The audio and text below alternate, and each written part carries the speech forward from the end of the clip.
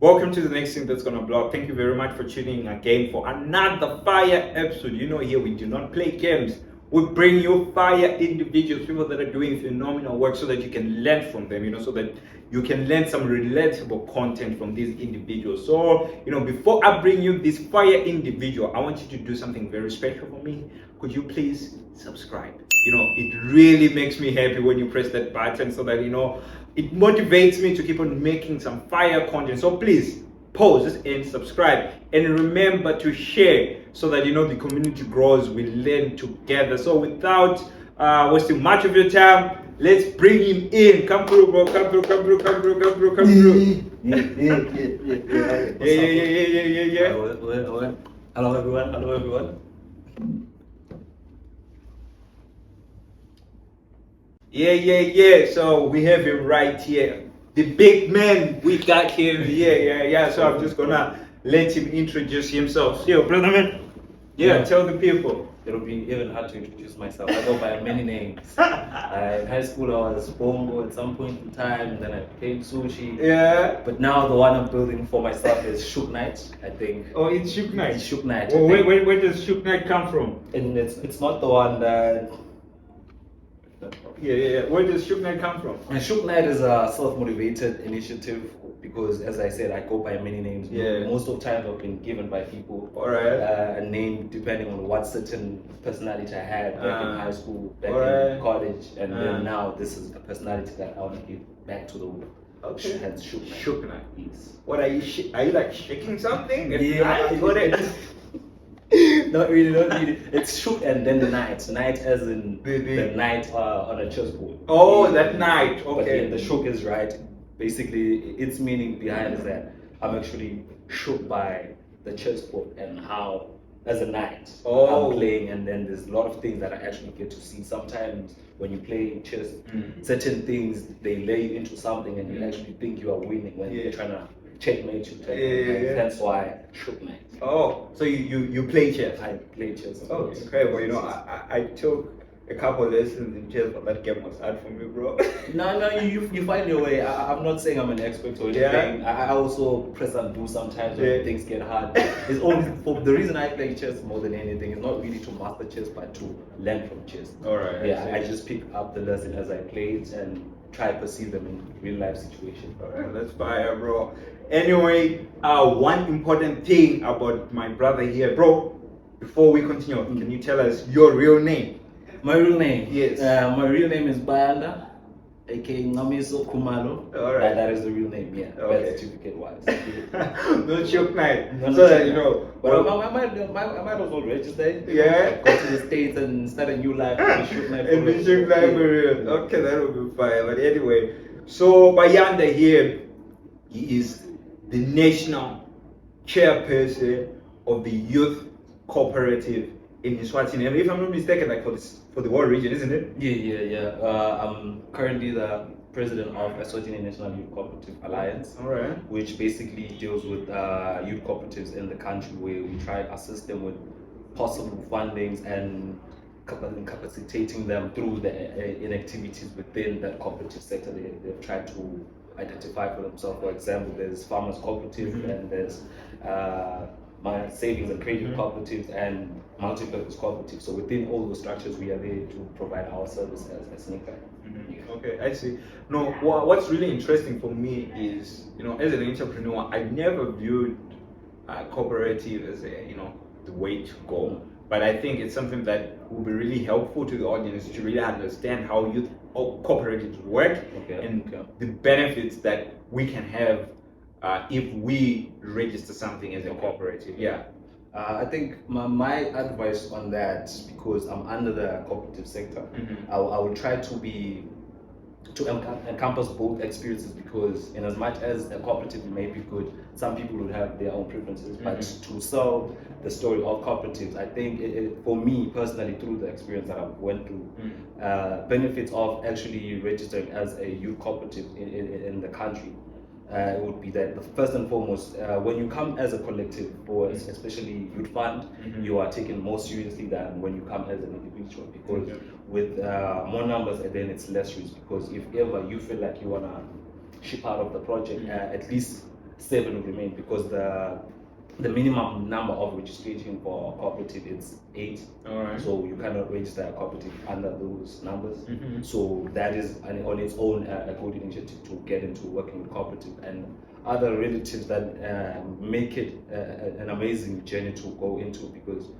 as of yet, I'll make an example of SNAT. SNAT is it has one of the biggest holdings in terms of savings under the account. All right. I'm not obliged to say how much, because sometimes you may be quoted otherwise, I think anyone would know how big SNAT is in the country. So that is a form of a cooperative, and it would be also nice to see young people grow themselves into that exploration at that range, having that much money to actually capacitate themselves and be business-wise, if I may call it. No, it's really interesting, because like, as for me, like, bro, I was like, bro, if I'm gonna be like 8 people, let's take for instance this podcast. We're 8 people. Okay, true.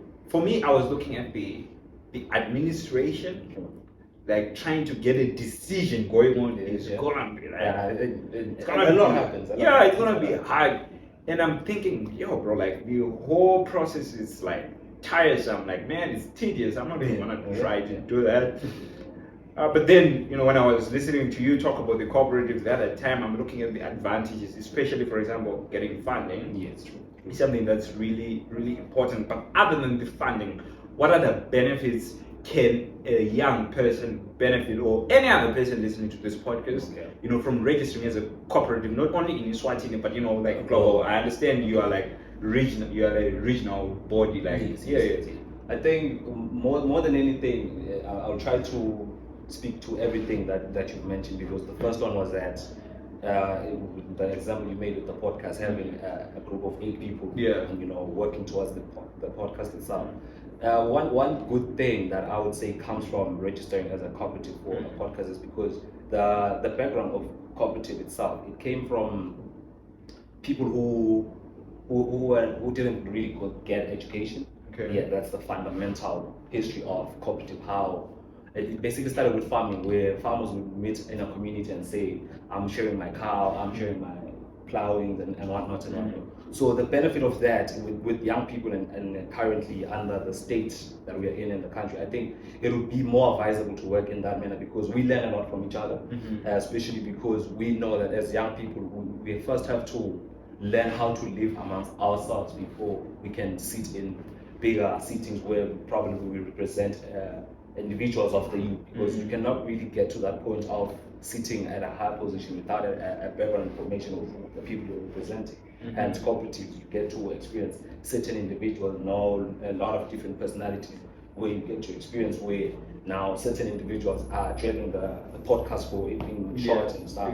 You meet all of those, and that is the business world either way. Even if you start your own company, your company has to associate with other companies. In a way, I would say it leads back to the cooperative philosophy, because you need to work with people to actually make money.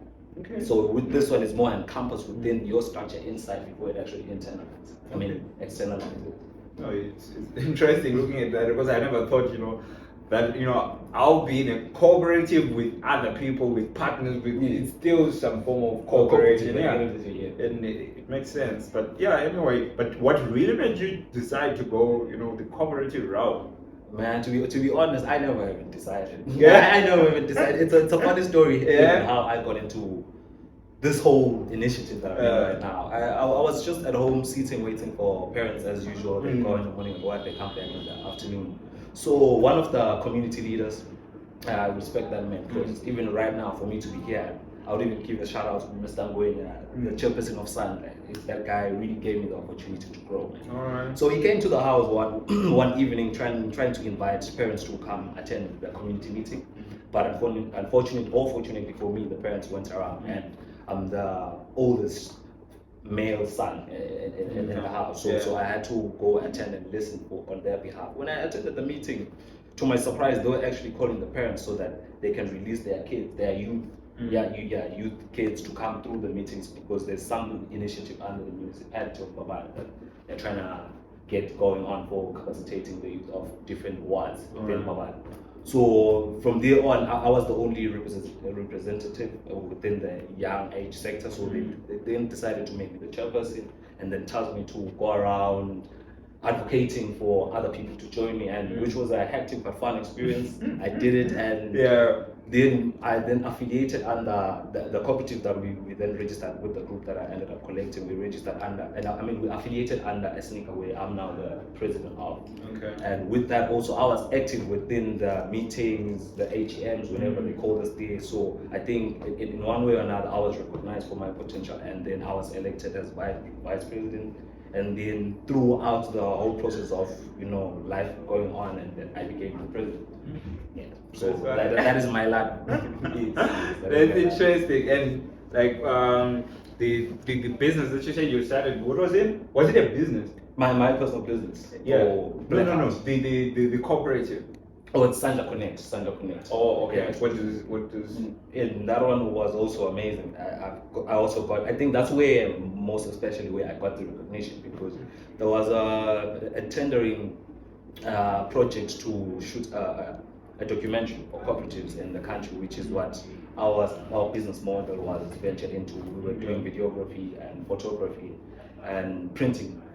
So we then got we were asked, because when you affiliate under a sneaker, one of the opportunities that you get to have when you affiliate under them, whenever there is a certain project that can benefit the affiliated cooperative under that sector, they give you those opportunities. Hence why they also reached out to us to say we should bid in for this tender. We actually won it, and we did an amazing job taking all the cooperatives in the country that have seemingly made it, and actually having that documentary play in Germany. So that was also an amazing experience. Oh shit, that's fire. You're blowing up my We're deep. We're deep in the street, man. We're deep in the street.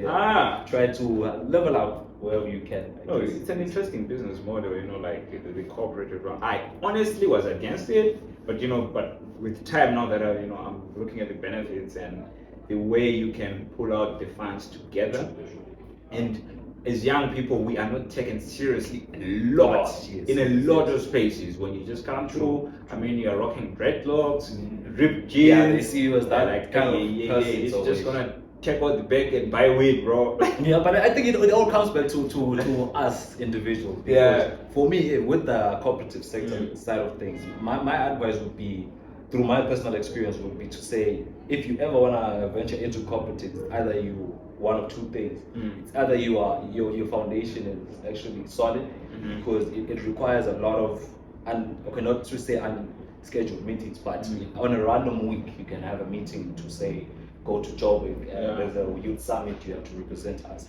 So it sort of needs you to sort of have like a solid ground which you are only now building on towards something that you perceive under the cooperative sector. Or you can come as the other person where, let's say for example, you have no strong background, but you really have to dedicate yourself, pitch in, you literally have to borrow money from people to go to those meetings. Luckily they do reimburse you, but that's on a monthly basis type of thing. So during the day when you need it, you have to outsource your own funds to get to the meeting. And we are youth, we have no jobs. There's so much happening for us not to be available for this opportunity. It's crazy, like it makes me wonder how your journey has been like, being the president. My journey has been wild, but one thing that I've noticed with my life personally, it's that nothing has ever happened for it. Everything that has happened always happened for a reason. When there are certain things that now I look back, for example, let's say I was watching a TV show, and it's like an epiphany now towards a certain venture that I'm trying to venture into. So my upbringing, I wouldn't say I was fortunate and unfortunate, if I may put it. I know poverty, I wouldn't say at its worst, but I also got a privilege. My mom is one of the hardest workers I've ever seen in my life. So she I don't know how she managed to, but she took me to a private school, and then hence where I got to be more exposed to bigger things, where you see that there can be a kid that can come to school carrying 1,000 as lunch money, and you have 1 rand to buy seats, all those sorts of things. So they come driving, and it really grows you as a person, but it has to come from you at the end of the day, because through the experiences. Because for me to transform from a government school to a private school, I saw a lot, and for me, I never knew about depression until I went to a private school type of thing, you know. Like you don't have time to be depressed on the other side. But okay, then now dynamics have changed. Yeah, depression is all over. But back then, when life was normal, you only see it this side. So I learned a lot. I learned a lot. It made me strong at some points. It made me weak at some points. But I am who I am today. You know, it's funny because I almost had a similar kind of setup. Okay. I started, government school, then I transitioned to a private school. Okay. It's crazy because now people think like I'm a private school person. Exactly. You know, those sorts of benefits I'll call it, because from your friends who were under government now they see you as this high baller. Your family has money. Nah, man, it's just your parents trying making ends meet. Yeah, exactly. But the transition for me was crazy because government, we don't really speak in English, bro. We're rocking the neck the whole time. You're learning English in the neck right now. I'll probably be saying a lot of Benek words. Bro, I'm not trying to dispute government schools. Disclaimer is I'm not trying to, but it's not as strict as private school would actually put it. Private school, some kids grow up without speaking Benek, so you have there's even Eswatini list of people even outside of class, bro. Where would you ever experience that in government school? In my school, we were 4 black kids. I think 4 or 5. Like in my stream, like the whole stream, like that's the whole grade, like form 5, all of us throughout the whole grading. Yeah, the whole grade. Yeah, how many were we? Like. But it must have been a lot there. It must have been a lot. If you counting, you're taking. No, we were not more than 10. Go. We're not more than 10. How will you survive? I think I should be the one to answer you. Now, how will you survive? No, it was crazy. I didn't really pay attention to it. Okay. I mean, I was just a kid then. Yeah. But of course, you can see that. Something is. Yeah, I mean, we're not the same. Even the background. Like my background, we're not like the richest. You just okay. Basic. Yeah, but the thing that you're talking about, where I remember in my school. Some kids used to drive to school, and at that time, I'm taking 2 copies, bro, just to get to where you're going. Just to get to school, and then I had to walk because the school was like in a hood where combis don't get to, because everybody drives to that situation. So it's like Kamplaba kind of vibe. You check. There's no combi that goes to that side. So I had to like walk, and then niggas are passing with their cars. Where was your Kamplaba bus? There was no school bus in that school because everyone used to get dropped at school or they would drive. Then like personal chauffeurs, bro. You check. So there was no school bus. I don't know why they didn't. I was like, I had a school bus. Yeah, they would leave me every day, but at least it was there. You know. But exactly. How was your experience? Transitioning from the government to the private sector. The private school. To be honest, it was a major excitement. It was a major excitement, but eventually when I got there, it was kind of a rough patch because back then even the English wasn't as good. Yeah. So you'd sit in class. I remember I would never forget that day. Like it's such a simple word. Like I was reading because we have those lessons during English where you just recite probably like a poem or a whole chapter of a book type of thing. So I'm reading, and it's a simple word, man. It's determined. But back then, since I was trying to find my feet, fit in English, I said. Determine. The whole class read. I was so confused because it's determined. I've always been saying this word in school, and my teachers would actually clear presentation, and now I'm a whole laughing stock. I couldn't understand. So it was all those nitty-gritties, trying to catch up to the English, trying to understand the swag of the school, because it's not like a Mapansula vibes there. Okay, there is, but the Mapansula you can still see. So it was all of those. It's hip hop now. But I ended up catching up because one thing that is fortunate about me, I can interact with people because I think when I got it only lasted 3 weeks until I was called Sushi King. Sushi King comes from there. Sushi King comes from that school. Alright. For some odd reason, this guy saw me walking down Okay, not really walking down, but walking through the corridor. And then he just decided, hey, this guy walks like a sushi king. Yeah. So just like that. Okay, and then I was also a dancer. Yeah, my old skill. Oh yeah. As you grow up, you need to upload such things. So I was a dancer, and it was really amazing for them to see me dance like that. Sure, there was already a school team because I was like robotic moves type of thing. So back then it was the Jabberwockies kind of era. So I was in deep with Jabberwockies. So then the name got that word version Sushi King, the dancer, and other things associated, with Sushi King. It's interesting, but do you think that transition has helped you in any way in your ventures? Transitioning from government to the private school. Do you think that foundation kind of laid out, a path to your now success as well as to how you actually operate in business? It really has been. I would even advise any parent not to say I know so much about life, but through my personal experience, I would actually advise a parent to with what I'm planning. For example, my kids, I'm going to probably take him to a private kindergarten school, so that he has the basic English. Then primary, probably like from grade 1 to 5. That's public. Yeah. He needs to know gangs. He needs to know the streets. So life is hard. Life is really hard. So he needs to understand that gangs that kind of vibe. Where sometimes I won't even give him lunch money and tell him to go hustle, type of thing. Then transition to the government side. I mean the private school side, because the benefits that I saw venturing into private school. You meet those kids, man, who their parents are something, they are well connected somehow. Because, for example, my first investment, a friend of mine who I met at that private school, because we were friends from grade 8 till I matriculated. Okay. Our best friend, my first investor was him. Oh yeah? The company that I started, he was the one who said, bro, I've been seeing you posting business what, so I might as well take a chance on you. Shit. And he just gave me, boom, a pair of, I'd say, but yeah, a lot of money. It was a lot. It was the first time I've ever seen so much money in my account. Bro. But yeah, life started lifing.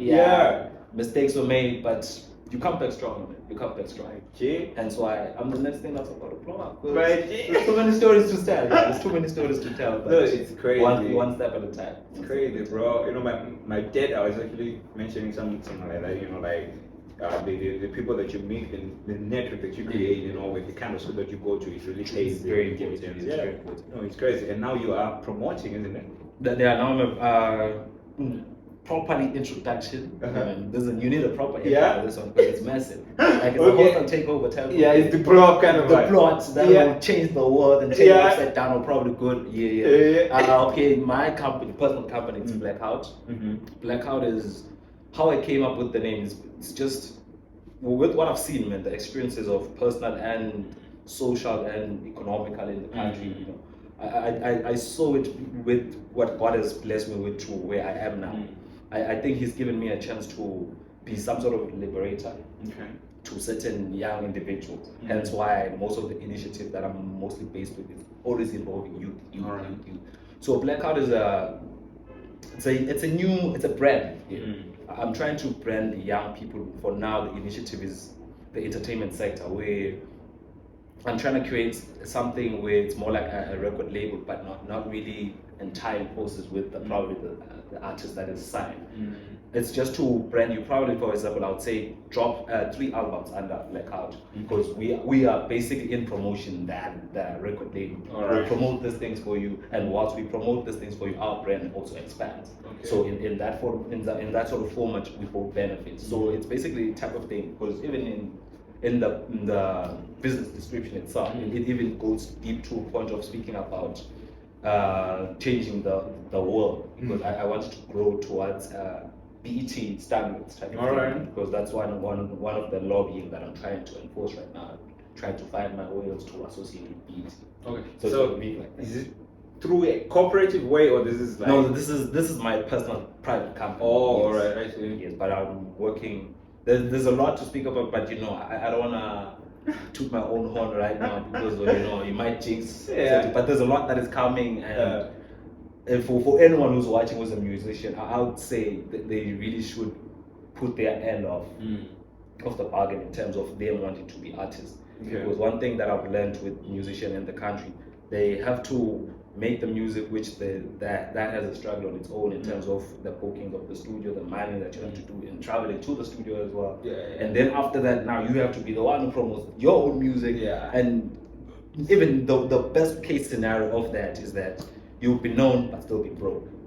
You know, what are you really doing this for then if you are still broke at the end of the day? Hence, Blackout coming through to actually create platforms that will actually give you a space where you will shine. Because one of the initiatives, I think it won't be much of a spoiler, is that I want to, after everything, Blackout will mainly be based with tours. We're going to start touring the whole country. Then after that, we start touring Mozambique, because I sort of have connections, hence the first sponsor that I had is a resident in Mozambique. Then we go there, and he also has residency in SA, so I'll also go there, and I have a couple of people I know. So that will be the growth of it. So in those certain initiatives within our structure, as that artist who uses last management to record that song that thought was going to be a hit, at least now you get the platforms to know if the song is really worth it or not. It will be like free for creatives to come through, like, I don't know if we're allowed to discuss those details. No, we are. I think we can, because it will be how it's structured anyway. So right now, what I'm currently doing, whilst I'm working on the initiative stage of Blackout, I'm currently just, because I had an event last year where I did it by the Prince of Wales. Okay, it was a whole disaster, but that's the story of another day. But through that, I decided to collect a certain artist who I met in my path during that duration of that event. So I have a group on WhatsApp. I think by now I have 28 participants in the group. So those would be, fortunately for them, the lucky ones who I'm gonna start doing the tours with. And then after we do the tours, I'm gonna try infiltrate the high school area, where we're gonna have performances where now they get to test their skills and actually create a name for themselves, because you can't really say you're an artist if no one really knows you. Exactly. When now I'm hosting a big event, you want to be the headliner, but really, who knows you, know? Because what makes an event, hence why Blackout is under the Logan experience. We're trying to create a memorable adventure, something that will, throughout the problems that we have, throughout the unders that we have, let's still motivate people to say that there's still life. We can still continue to live through these all experiences that we face. So hence why we are going to market them under the minus platforms, which is going to be the schools, the tours, because within the tours it's going to be practice sessions where the well-known artists would be the judges to say, nah, this is how you really, but they'll have those sort of mentorship through that, and then later on then have the big stage where at least we've covered the whole of Mbabane and Manzine. They know you. You have a certain, following exactly. No, it's really crazy, because you know me, I'm also in that. It's crazy. The creative industry is really crazy. It's crazy, because I was looking the other day at the numbers. In Babane we have 80,000 people. In Manzini we have about 110, 120 people. So of those, I mean, not everybody is gonna listen to you. And then you look at, let's say, of population is 60-something% youth, right? So 60% of 80 is about what? About 50,000. That is youth. And if you are what do you call it? A rapper. Not everybody's going to listen to rap music. So of the 60,000, let's say 20 are rap. What do you call it? They like that kind of genre. The rap kind of. Exactly. They are the cheese boy. Maybe 20,000. And then of the 20,000, they are also consuming American music. So they're listening to Kanye. I like the stats. They're listening to Kanye. They're listening to Kendrick. They're listening to whatever. So maybe 80% of those, of their music, is from abroad. And then outsourced, basically trying to sample someone's things. That leaves 20 room for checking these other people out. That's if they're trying to. So of the 20,000, you might have about 5,000 people. So are you basically saying my business is going to collapse? No. I want you. I understand, but it's just I want you I want you to tell me how sustainable. Oh, yeah, okay. It's gonna be, because it's gonna be. Okay, you can correct me. These are my estimates. I was just trying to do the numbers. Substantial proof. Yeah, substantial proof. So maybe 5,000 in Manzini. Okay. I mean 5,000 in Babane. Considering that Manzini is bigger, let's say 10K. So you've got 15,000 people that are gonna listen. How are you gonna make money from it? Let's make the best out of the 15,000. Okay. How is it gonna be sustainable? Well, okay, through the experiences. Yeah. Because technically, Experience. get a hold of that experience. I've had the experience, so I've seen a lot of things. And in my manner of approach, or rather the strategies of Blackout, I'm trying to run away from the norms of how, for example, the events are happening in the country. Yeah, Blackout is hosting an event. Probably, let me use an example that happened. Blackout is hosting an event. Close is coming. That happens. Let's say I'm successful. I make that money. I go to Solanis. I'm the next big hit. Get cold here. Type of thing. Yeah. And then you exhaust that money. And then if you're fortunate enough, you make other ways and do another event. And then probably, let's say the best case scenario is that you decide to see that this is not really how you do things, and you have your business and you grow. There's no substance. Yeah, sure, we are individuals, we have to grow, individually. But what about the rest of the people? Hence why I say, for me, the reason I feel like I'm in the space that I'm in, and to be exposed with the things that I'm exposed to, I've actually learned that to execute business, there's two ways you can actually do it. It's through market research, the normal kind, where you look the availability of your market and see how much you stand to make, and then you determine if those are the right projections for your company or not. But then the one I'm trying to use with encompassing the marketing, because definitely you need to know your market. Yeah, I think for me it would then be the next stage, actually. The one I'm about to talk about, where you need to understand the structure of the country when it comes to music. It's dead. Like, bro, there's no music. Exactly. I agree with you there. It's dead. There's no systems at all. That leads to music. Yeah. That is the first mistake that I've discovered. And then the second one is that, what you were saying, most of the artists that are trying, they are better off than others.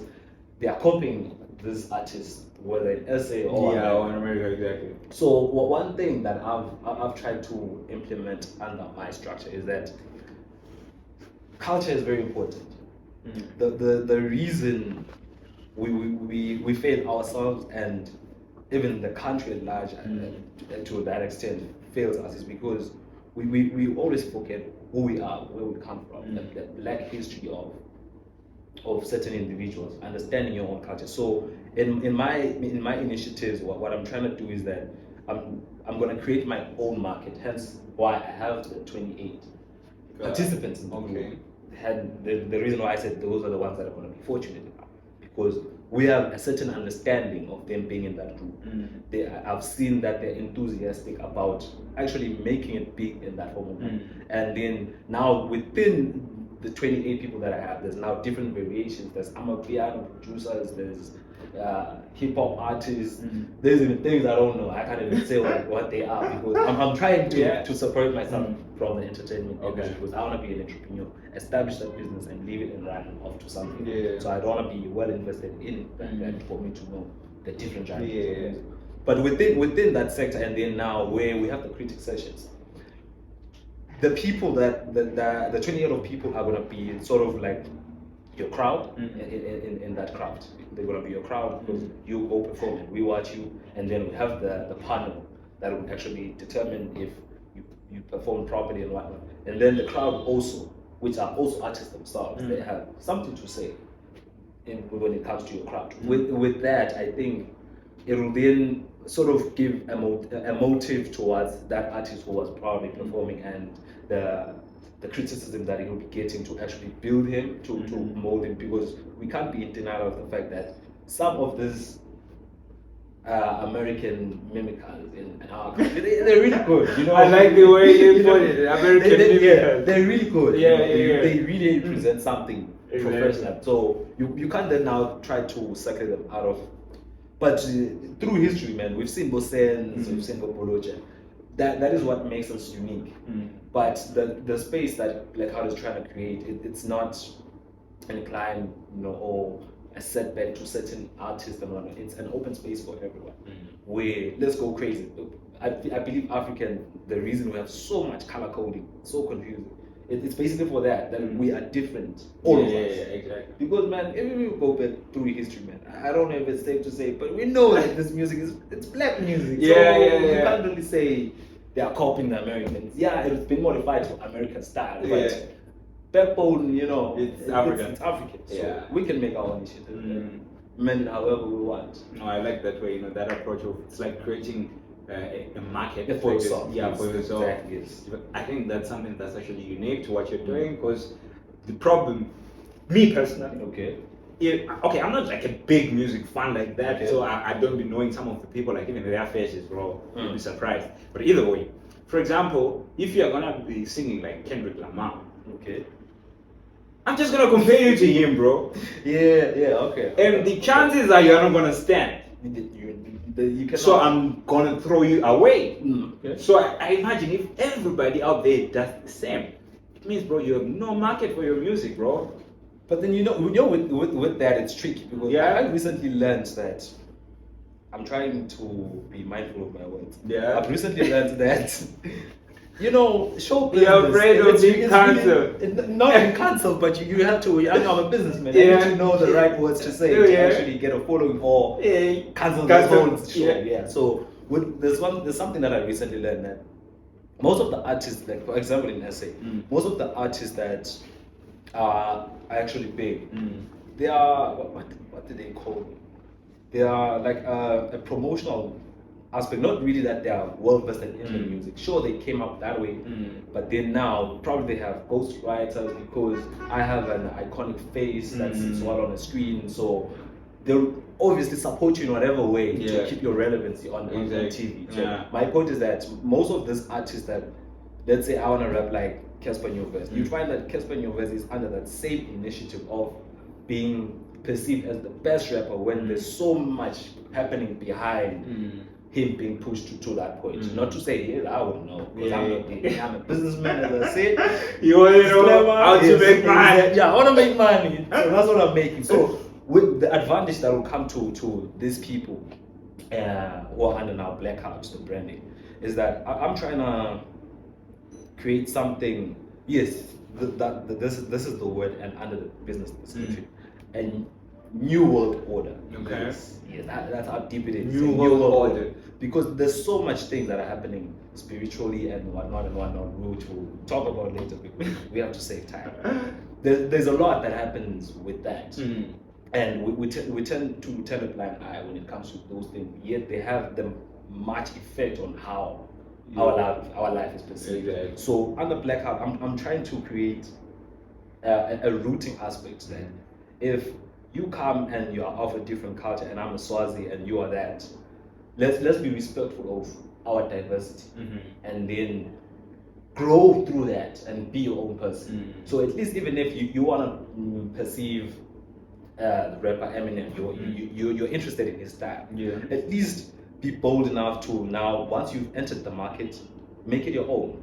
I think that's a good concept, Exactly. You need to take that step. Even though you're rapping in Eminem's way, like put your flavor into it. It's something unique. So because eventually, man, as life revolves, we need the new Eminems, we need the new Drakes.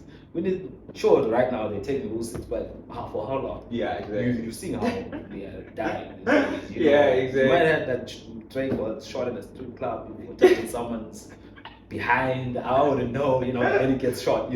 So for me, how I've been seeing that, and not to say I'm insensitive when it comes to the deaths that have been happening.